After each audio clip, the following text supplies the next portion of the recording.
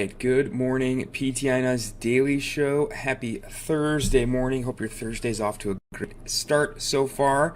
My name is Alan. I'll be your host today, COO Vice, faculty member in our fitness athlete and older adult divisions here on Leadership Thursday.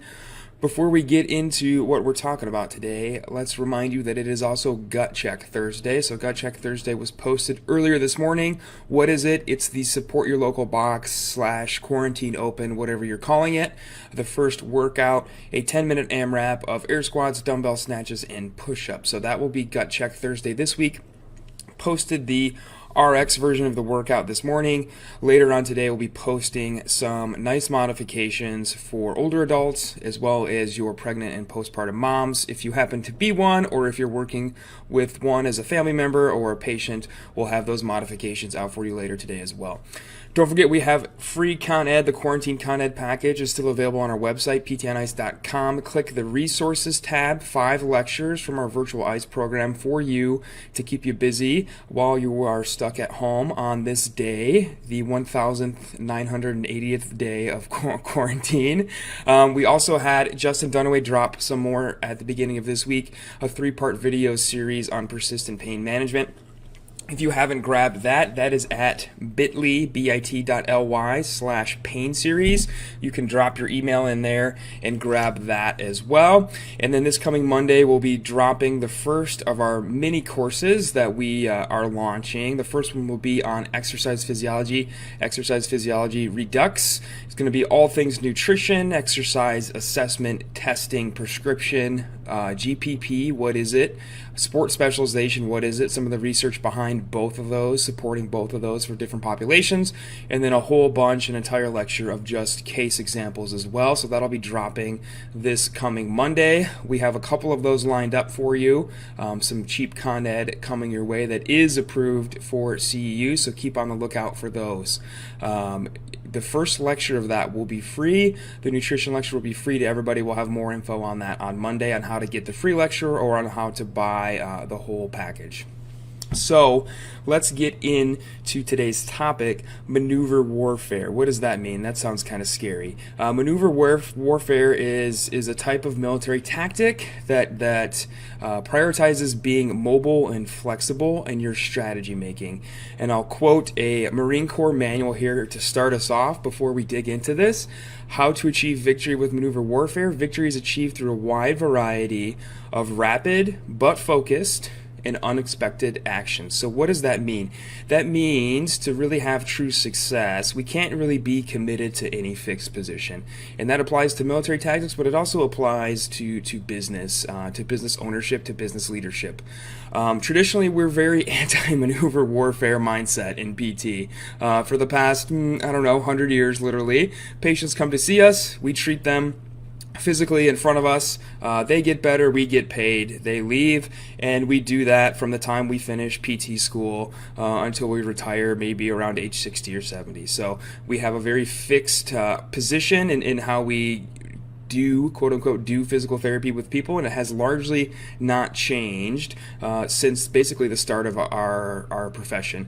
Versus what we should always be thinking about, and this goes beyond PT, this goes to really any business, any business ownership position, is you should always be thinking, how can I make this better? And by this I mean kind of the whole experience. How can I make a better experience for not only my patients, but also the folks who work for me, my clinicians, my employees? How can I overall continually be working on making it better overall?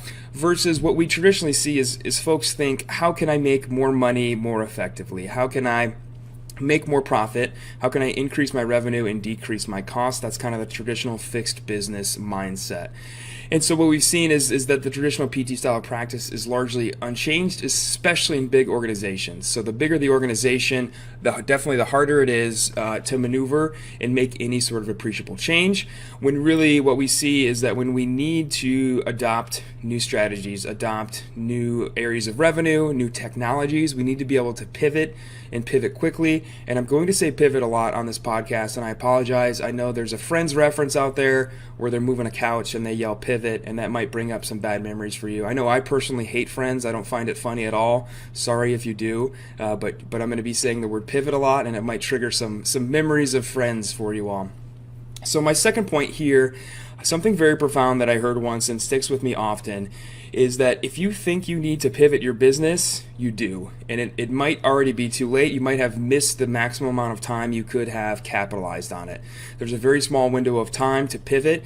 If you're thinking a change needs to be made, we need to adopt this new whatever, insert technology here, insert new area of revenue here, it's already passing you by. And if you wait too long on it, it's going to pass you by completely, and it's not really going to do much for you. And here, when you're thinking about pivoting, be invested in the results, but don't get too tied down with any new change you make, because you don't want to end up where you were, which is committed to one fixed position and being unable to pivot. And so we see that again with large organizations. Maybe a hospital changes to a new EMR. Maybe it's awful. We've all been in that position, maybe as students or new grads, or maybe we're currently in that position where we're at, what they're using is not working. But hey, we paid $100,000 for this EMR, and dang it, we're not going to change it no matter what. So we did make a pivot, but we got so committed to what we did that we're unwilling to change again. So don't make that mistake either. And so in PT specifically, we need to shift away from this traditional see patient in person in front of me, get paid mentality, especially if we really want to diversify our offerings. We're seeing this happen now a little bit in telehealth, but what we're seeing now with telehealth isn't true change. It's temporary emergency legislative change. A lot of folks aren't using the right technology, the right processes to actually do telehealth correctly. And if these emergency orders go away, so will the current way that most folks are doing telehealth as well. But we need to get into the mindset of what else can I be doing besides just seeing a person one-on-one, treating them getting better, me getting paid. And that involves things outside of the traditional clinic setting. So can I be doing accessory programs for people? Maybe people that have come to PT for pain, and I've helped them get rid of their pain, and they're moving on their own, or they're back to moving in a gym or running or whatever they're doing. Can I keep in touch with them maybe once every month, maybe once every other month, and do some sort of accessory programming? Can I shoot them a spreadsheet of progressions to their current program or new exercises to add in that are more challenging, and can they throw me 50 or maybe $100 every couple months to do that? Can I actually do full programming? Do I know how to do full programming for folks? Can I program an entire month of CrossFit style exercise for an athlete who's stuck at home and they have a plyo box, a 30-pound dumbbell, and a jump rope? Can I write 30 days of constantly varied programming using bodyweight movements in that equipment? That's a great way, again, to get beyond the see patient in person, get paid mentality. Can I have them jump on a treadmill, and can I analyze their gait? It's probably going to be hard to do a proper bike fit because you should be in person adjusting the bike, but can I do a virtual bike fit, or at least make their bike fit a little bit better virtually in this time when we can't see them in the clinic? And can I do some Olympic weightlifting analysis? Just a couple examples, there's many, but of other ways to get away from book a patient on my schedule, get paid to see them, and then discharge them when they're better. And so that comes down to acquiring new skills, again, especially new skills that don't require your physical presence. Even better if they can be somewhat automated. It's very easy once you've built out an accessory spreadsheet to just update that. That requires less and less work on the back end each time you revisit it, even though it pays the same every time. And I would challenge you, there's no better time to do that than right now. Most of us have been locked up for the past month. I know here in Michigan we're expecting to be locked up definitely through the end of April, maybe through the middle of May, so another 4 to 6 weeks. So there's no time like the present to try and learn one of those skills and offer it to your patients. So no better time to pick up a new skill than now. A third point I want to touch on is that previously ignored pivot opportunities have this cumulative snowball effect on how hard it is to continually make new changes, right? So that clinic that thought the internet was a fad, maybe that clinic that still thinks the internet is a fad and is doing paper charts, they don't have that baseline technology to make a pivot to telehealth right now because they failed to capitalize on a pivot a dozen times in the past. They thought digital billing would not improve their experience. They thought digital scheduling would not help. Digital HEPs were not worth the time and money invested. And so because they continually ignored opportunities to pivot, it's now that much harder for them to pivot, for example, to telehealth. They're going to need to buy buy all brand new laptops. They're going to need to update their clinicians on the technology involved. It's going to cost them a lot more time and money to switch over to telehealth than if they had kept up with it as technology was moving along.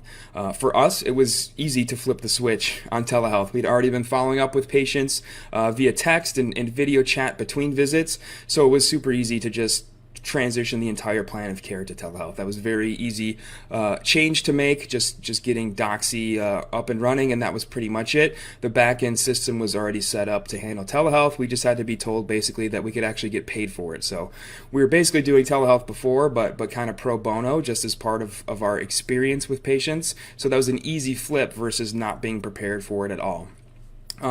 Vice versa, again, if you're keeping up with new trends, it's super easy to make that switch. And again, if you think you need to pivot, you probably do.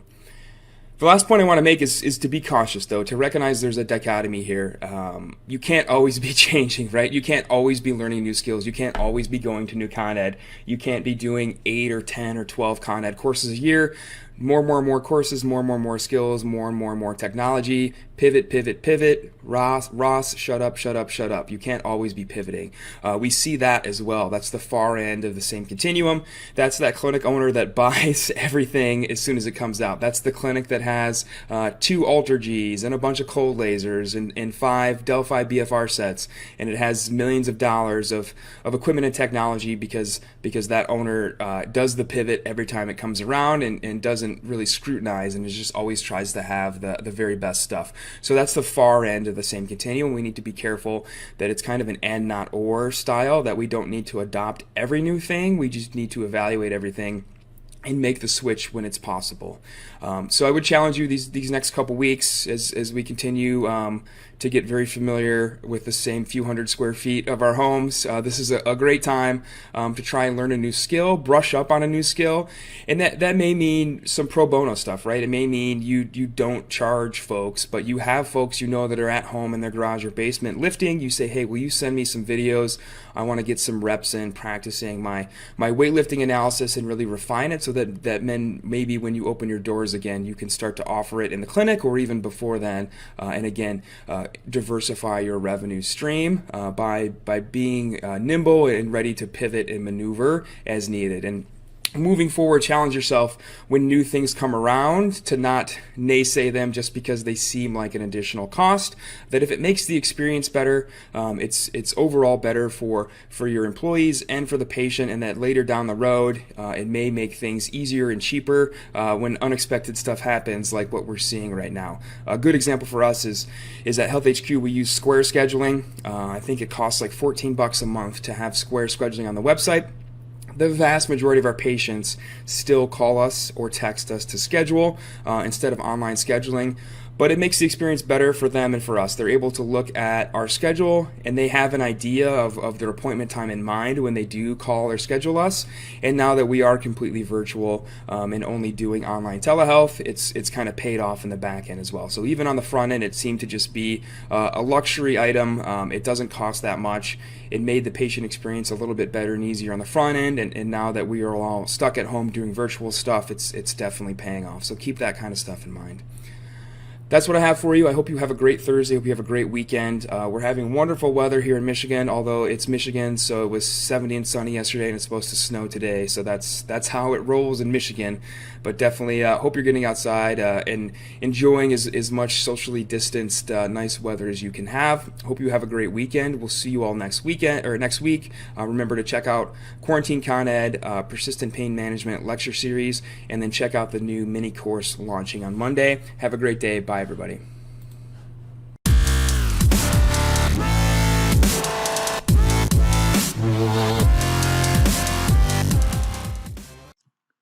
Hey, thanks for tuning in to the PT on Ice Daily Show. If you enjoyed this content, head on over to iTunes and leave us a review. And be sure to check us out on Facebook and Instagram at the Institute of Clinical Excellence.